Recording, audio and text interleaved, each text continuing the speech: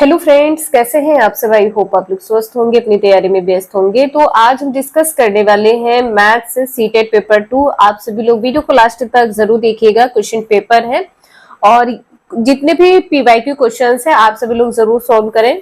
तो चलिए स्टार्ट करते हैं। और चैनल पर पहली बार आए तो प्लीज आप सभी लोग चैनल सब्सक्राइब करके बेल आइकन प्रेस कर लीजिएगा, इससे नोटिफिकेशन आप सभी को मिलता रहेगा। तो चलिए स्टार्ट करते हैं। क्वेश्चन यहाँ पर दिया है कि एक शिक्षिका अपनी कक्षा में दैनिक जीवन की परिस्थितियों में से विभिन्न उदाहरणों की चर्चा करती है, जैसे कई अन्य पटरियों पर पार करते हुए एक रेल पटरी, दो और अधिक सड़कों को पार करती हुई एक सड़क, अंग्रेजी वर्णमाला जैसे एच और जेड इत्यादि। यहाँ पर क्या कहा गया है कि पटरियों को पार कर रही है। कुछ इस प्रकार से आप सभी लोग देखते हैं, पटरी कुछ इस प्रकार से होती है, रेल पटरी और दो और अधिक सड़कों को पार करती है। और आपने देखा होगा कि पटरियां कुछ इस प्रकार से भी होती हैं, ठीक है। कुछ इस प्रकार से पटरी आप लोगों को देखने को मिलती है। यहाँ पर बताना है निम्नलिखित में से किन अवधारणा या अवधारणाओं का परिचय इन उदाहरणों द्वारा दिया जा सकता है।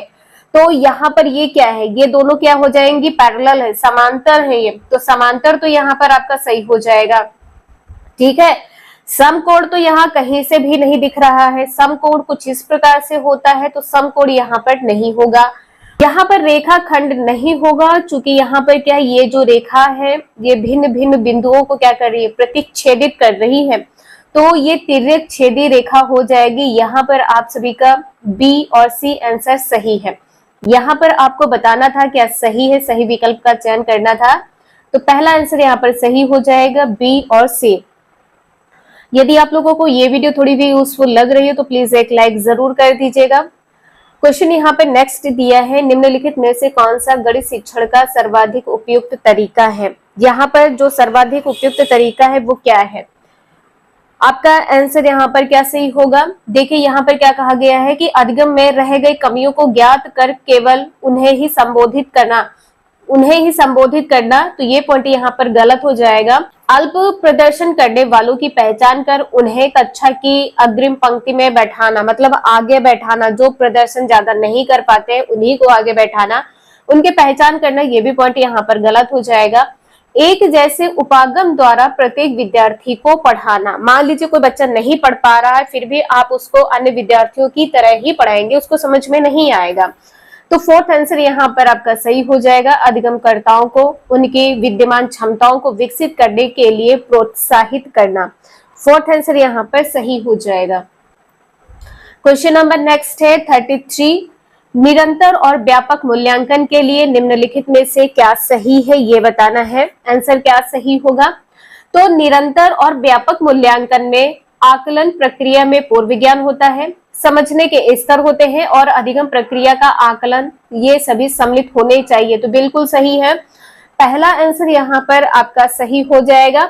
यहाँ पर जो केवल अंकों के ग्रेड में परिवर्तन के बारे में कहा गया है, ये पॉइंट यहाँ पर गलत है। निरंतर और व्यापक मूल्यांकन में यहाँ पर सिर्फ जांच परीक्षण अधिक है, शिक्षण यहाँ पर कम की बात की गई, ये भी पॉइंट गलत हो जाएगा, जबकि इसमें शिक्षण भी शामिल है। और यहाँ पर जो कहा गया है कि शिक्षक महसूस करते हैं कि उनमें से हर एक बच्चे को अधिगम का आकलन करने के लिए प्रतिदिन कुछ गृह कार्य देना। बच्चे को प्रतिदिन आप गृह कार्य देंगे, ये निरंतर व्यापक मूल्यांकन नहीं है। पहला आंसर सही हो जाएगा। क्वेश्चन नंबर 34 है, यहाँ पर आपको बताना है सही विकल्प क्या है। एक अवधारणा मानचित्र की आवश्यक विशेषताएं हैं। 34 का आंसर यहाँ पर क्या सही होगा। यह अंशदायी उप अवधारणाओं का उपयोग करके एक अवधारणा के वैचारिक विश्लेषण को निरूपित करता है। जो मानचित्र है किसे निरूपित करता है, वैचारिक विश्लेषण को। तो पहला आंसर यहाँ पर आपका सही हो जाएगा। यह संकेत चिन्हों के साथ दिशात्मक और दर्शाते हैं कि कौन सी अवधारणा किसके लिए पूर्व अपेक्षित है। ये भी पॉइंट यहाँ पर आपका सही हो जाएगा। अब यहाँ पर गलत क्या है, तो एक विशिष्ट अवधारणा के सीखने में रह गई कमी को पहचानने के लिए इनका उपयोग नैदानिक प्रयोजनों के लिए नहीं किया जा सकता है। देखिए इसका उपयोग किया जा सकता है, यहाँ पर नहीं कहा गया है, ये पॉइंट यहाँ पर गलत हो जाएगा। साथ में यहाँ पर यह भी कहा गया है कि इन्हें बारंबार उपयोग नहीं किया जा सकता क्योंकि यह बहुत समय व्यय करते हैं। यहाँ पर समय बर्बाद करने की बात की गई, ये भी पॉइंट गलत हो जाएगा। ए और बी आंसर सही है, फोर्थ पॉइंट यहाँ पर सही हो जाएगा। नेक्स्ट क्वेश्चन है, गणित की प्रकृति के बारे में निम्नलिखित में से क्या सही नहीं है, यह बताना है। तो यहाँ पर आपका आंसर क्या सही होगा? स्कूली स्तर पर गणित में शिक्षार्थियों में विशिष्ट अभिवृत्ति आवश्यक होती है। विशिष्ट अभिवृत्ति आवश्यक होती, ये पॉइंट यहाँ पर गलत होगा, जो सही नहीं है। और सही क्या है? तो गणित में प्राथमिक अवधारणाएं प्रकृति में अमूर्त होती हैं, बिल्कुल सही है। पहला यहाँ पर दूसरा पॉइंट सही हो जाएगा। प्रकृति के बारे में क्वेश्चन आपके एग्जाम में पूछे जाते हैं। गणित निगमनात्मक विवेचन पर आधारित है, बिल्कुल सही है, ये भी पॉइंट आपका पॉजिटिव ही है। गणित उन अधिकांश विषयों की तुलना में बहुत अधिक अमूर्त और पदानुक्रमित है जो बच्चे उसी उम्र में सीखते हैं, तो ये भी पॉइंट यहाँ पर आपका सही हो जाएगा। गलत क्या है? पहला आंसर। नेक्स्ट है, गणित की कक्षा में तर्क वितर्क के संबंध में निम्नलिखित में से कौन सा कथन उपयुक्त है? तो यहाँ पर उपयुक्त कथन क्या हो जाएगा? इसे तर्क की एक पंक्ति के रूप में समझा जा सकता है, यह दिखाने या समझाने का इरादा रखता है। बिल्कुल, गणित के माध्यम से जब तर्क वितर्क होता है तो आप उसे दिखाते हैं, उसे समझते हैं, तो दिखाकर या समझाकर यहाँ पर बताया जाता है। गणितीय परिणाम सत्य क्यों है? तो बिल्कुल सही, पहला पॉइंट यहाँ पर सही हो जाएगा। यह अन्य अनुभवजन विषयों की तरह ही हमेशा गणित में मददगार होता है। हमेशा ही गणित में अन्य विषयों की तरह कहा गया है, उनके अनुभवजन विषय की तरह, ये पॉइंट यहाँ पर गलत हो जाएगा।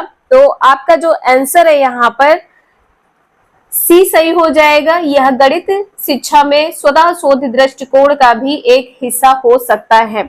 ठीक है, तो आपका जो आंसर है ए और सी सही हो जाएगा, ए और सी सही हो जाएगा। यहाँ पर कहा गया है कि प्रारंभिक कक्षा के विद्यार्थियों के लिए यह कम उपयोगी है। गणित कम उपयोगी, तर्क वितर्क कम उपयोगी है, जबकि कुछ बच्चे टेबल यदि पढ़ते हैं तो भी एक दूसरे से पूछते हैं, विचार विमर्श करते, तर्क वितर्क करते हैं, तो ये भी पॉइंट यहाँ पर गलत हो जाएगा। नेक्स्ट क्वेश्चन है 37, यहाँ पर बताना है क्या सही नहीं है पाठ्य पुस्तक के संबंध में। 37 का आंसर क्या होगा? आप सभी लोग कमेंट करके जरूर बताएं। तो गणित की पाठ्य पुस्तक के उदाहरण विद्यार्थियों के दैनिक जीवन से संबंधित होने चाहिए, तो बिल्कुल सही है, संबंधित होने चाहिए। यहाँ पर आपका आंसर बिल्कुल सही पॉजिटिव है, नहीं है पूछा गया, ये बताना है। एक गणित की पाठ्य पुस्तक में केवल हल किए हुए उदाहरण होने चाहिए, केवल जो उदाहरण दिए होते हैं वो सिर्फ वही हल हो, तो ये पॉइंट यहाँ पर गलत हो जाएगा। क्वेश्चन सीरीज ना हो ऐसा यहाँ पर बताया गया, तो पॉइंट यहाँ पर गलत हो जाएगा। पुस्तक के संबंध में यहाँ पर सही बताया गया है कि गणित की जो पाठ्य पुस्तक होती है बहुत मोटी या भारी नहीं होनी चाहिए, बच्चे के सिलेबस के अकॉर्डिंग होनी चाहिए। विद्यार्थियों को अभ्यास देने के लिए गणित की पाठ्य पुस्तक में विभिन्न प्रश्नावलियां होनी चाहिए, ये भी आपका पॉजिटिव है, तो आपका आंसर क्या सही नहीं है? दूसरा। नेक्स्ट है गणित में एक कंजेक्चर, यहाँ पर बताना है कंजेक्चर के बारे में, तो आपका आंसर क्या सही होगा? फोर्थ आंसर यहाँ पर सही है, एक प्रतिज्ञप्ति या निष्कर्ष है जो बिना प्रमाण के एक अस्थायी आधार पर सत्य माना जाता है। आपका आंसर यहाँ पर फोर्थ सही है, और इस क्वेश्चन में कोई डाउट हो तो प्लीज आप सभी लोग जरूर पूछ लीजिएगा। कंजेक्चर जो है ये उत्पन्न किससे होता है? जैसे बच्चे का अवलोकन करना, ठीक है, बच्चे का अवलोकन करना या पैटर्न, ठीक है, या पैटर्न इत्यादि से यहाँ पर इसके उदाहरण है, ये उत्पन्न होता है, तो आपका आंसर यहाँ पर फोर्थ सही है। यहां से न्यूमेरिक स्टार्ट होता है, तो यहाँ पर आप सभी लोग बताइएगा आंसर यहाँ पर आपका क्या सही होगा। कथन दिया है कि 6 के गुणज से एक कम या एक अधिक अभाज्य संख्याएं हैं, यहाँ पर 5 कहा है या तो 7 कहा है। एक डैश का उदाहरण है, तो किसका उदाहरण है? यहाँ पर सी आंसर सही हो जाएगा। कंजेक्चर, ये नया शब्द आप लोगों को दिख रहा है, तो यहाँ पे आप सभी लोग जरूर ध्यान रखिएगा। अब यहाँ पे कंजेक्चर कहते किसे हैं? तो एक से अधिक विधि के द्वारा इन्हें सत्यापित किया जा सकता है, बहुविधि के द्वारा। बहुविधि जांचने पर सत्य लग सकते हैं, ठीक है, सत्य लग सकते हैं, आपको वास्तविक लग सकते हैं, लेकिन इसकी पूर्णता सत्यता नहीं है, इसकी पूर्णता या पूर्ण सिद्ध नहीं हो सकते, पूर्ण रूप से सिद्ध नहीं हो सकते हैं, इन्हें जरूर ध्यान रखिएगा।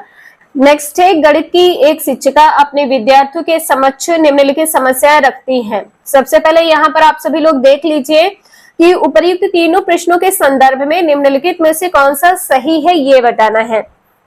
तो यहाँ पर आपका आंसर क्या सही होगा? देखिए, यदि कोई विद्यार्थी बाहर रहता है तो वो रेंट से रहता है, ठीक है, गेस्ट के रूप में रहता है।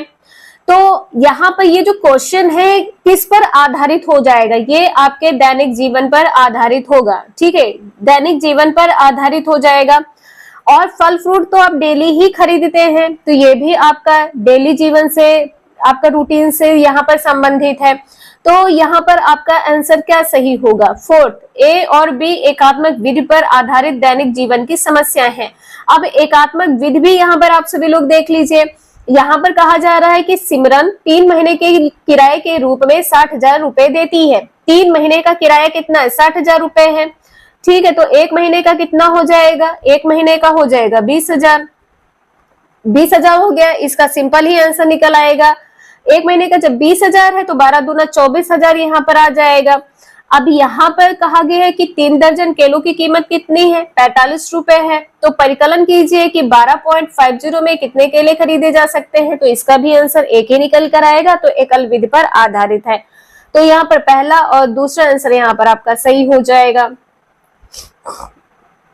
नेक्स्ट क्वेश्चन है, एक आयत का क्षेत्र दिया गया है, इसकी भुजाएं 176 सेंटीमीटर और 56 सेंटीमीटर है, वृत्त के क्षेत्रफल के बराबर है, वृत्त की परिधि यहाँ पर क्या है ये बताना है। तो आपका आंसर यहाँ पर क्या सही होगा? आयत का क्षेत्रफल किसके बराबर है? वृत्त के क्षेत्रफल के बराबर है, ठीक है। तो आयत का क्षेत्रफल यहाँ पर आपको दिया गया है, कितना है? क्षेत्रफल की भुजाएं यहाँ पर कितनी दी है? 176 सेंटीमीटर है और 56। तो आयत का क्षेत्रफल लंबाई गुणे चौड़ाई यहाँ पर हो जाएगा। तो यहाँ पर 56 गुणे में कितना हो जाएगा? 176 हो जाएगा। बराबर में कितना हो जाएगा? यहाँ पर बराबर में वृत्त का क्षेत्रफल क्या है? पाई आर स्क्वायर, ठीक है। अब पाई का मान क्या होता है? 22/7 है, 22/7। अब यहाँ पे 11 से कट कर दीजिए, 11 दूना 22, 11 एकम 11 और 6 बचा, 11 छंग 66, 16 हो गया। अब यहाँ पर 2 से इसे कट कर दे, 2 8 16। तो अब यहाँ पर कितना बचा? 8, ठीक है, और गुणे 56 गुणे में यहाँ पर 7, बराबर में कितना हो जाएगा? आर स्क्वायर हो जाएगा। अब आर का मान निकालना है, तो 8 गुणे 8 सती 56 गुणे में 7 बराबर आर स्क्वायर। आर बराबर कितना हो जाएगा? 56 हो जाएगा। 8 सते 56, तो यहाँ पर आर बराबर कितना हो जाएगा? आर बराबर 56, ठीक है। वृत्त की परिधि यहाँ पर बताना है, और परिधि यहाँ पर क्या है? 2 पाई आर। वृत्त की परिधि 2 पाई आर, आर यहाँ पर 56 दिया है। 2 गुणे 22/7 गुणे में 56, 7 8 56, ठीक है। 22 दूना 44, यहाँ पर 44 गुणे 8, 8 चक्कू 32 का 2, 3 8 चक्कू 32 और 3 कितना हो जाएगा? 35, ठीक है। तो यहाँ पर 352, यहाँ पर आपका 352 सेंटीमीटर दूसरा आंसर सही है। नेक्स्ट है, विमाओं वाले एक ठोस घनाभ के पृष्ठों की को 20 रुपए प्रति 100 सेंटीमीटर स्क्वायर की दर से पेंट कराने की लागत 1032 है।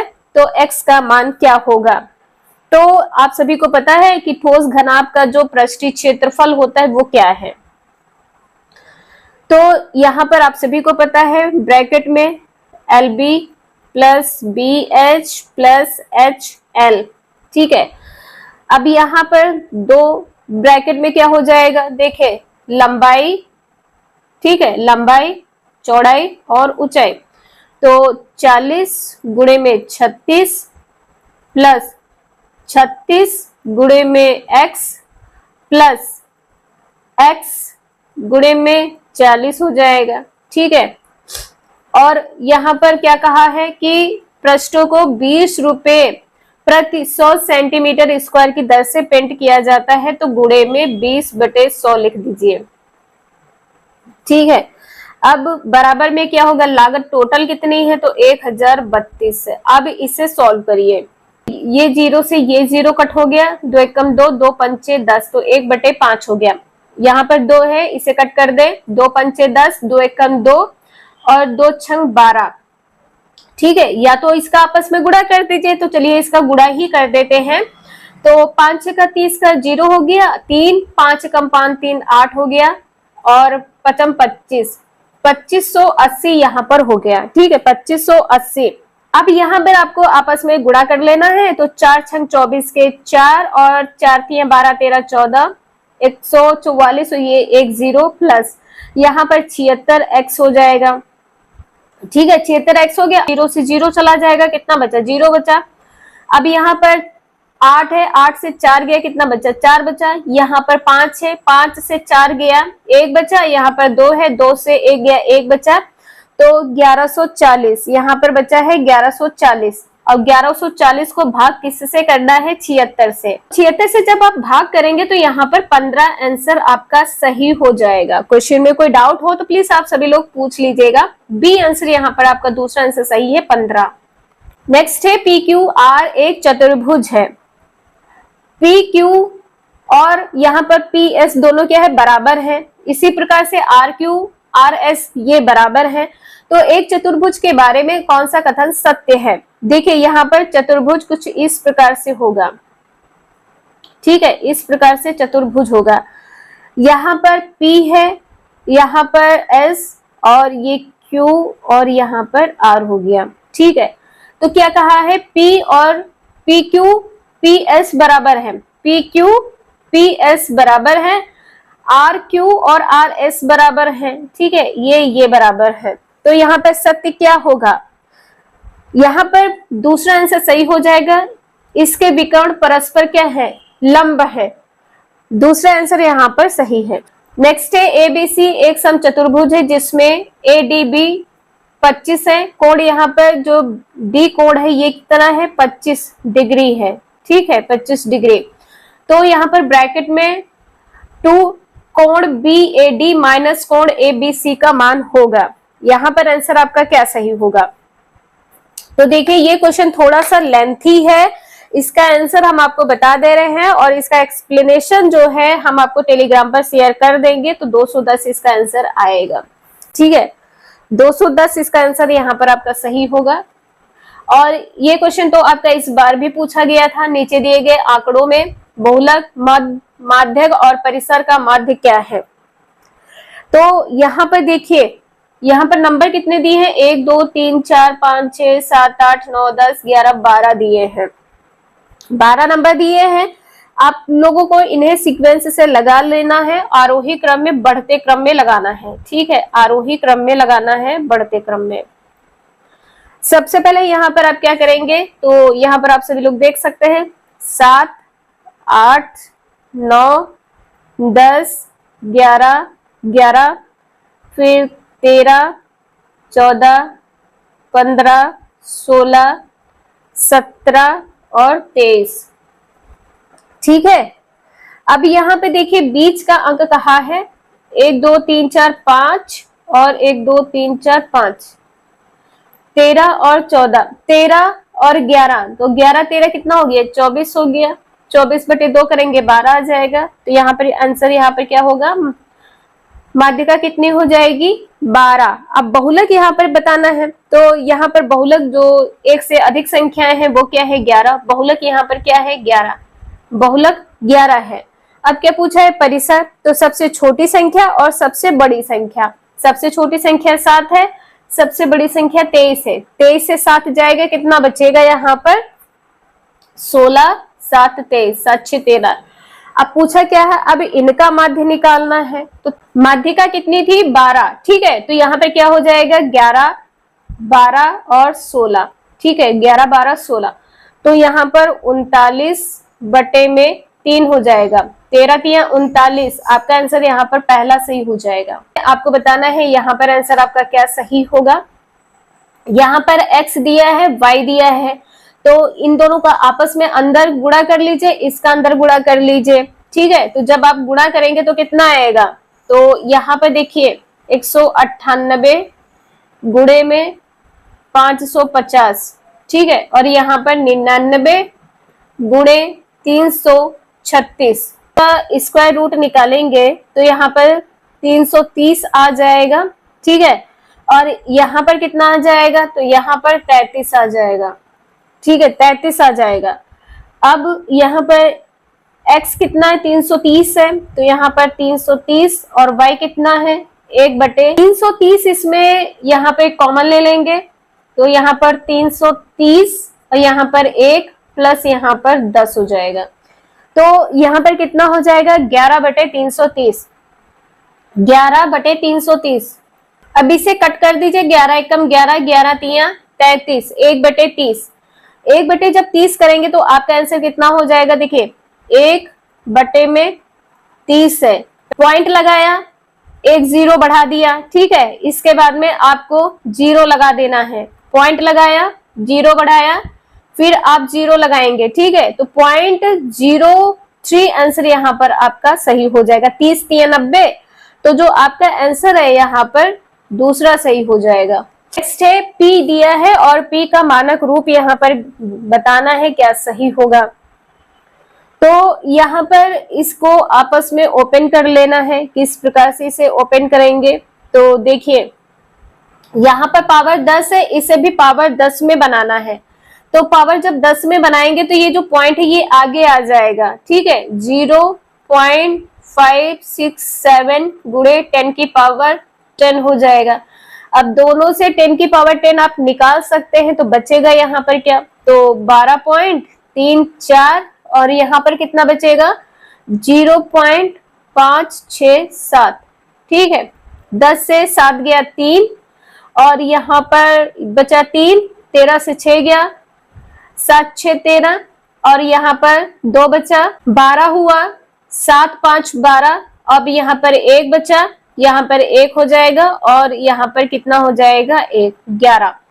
तो अब यहाँ पर आपका आंसर क्या सही होगा, 1 2 3। यहाँ पर देखिए आंसर जो आपका है वो 11 में यदि आएगा तो कितना आएगा, तो 1.1773 गुणे में 10 की पावर 11, ठीक है। आपका आंसर पहला सही हो जाएगा। इसके लिए इतना ही, मिलते हैं नेक्स्ट क्लास में। वीडियो यूजफुल लगे लाइक करें, चैनल सब्सक्राइब करें एंड शेयर करें। Thank you for watching this video.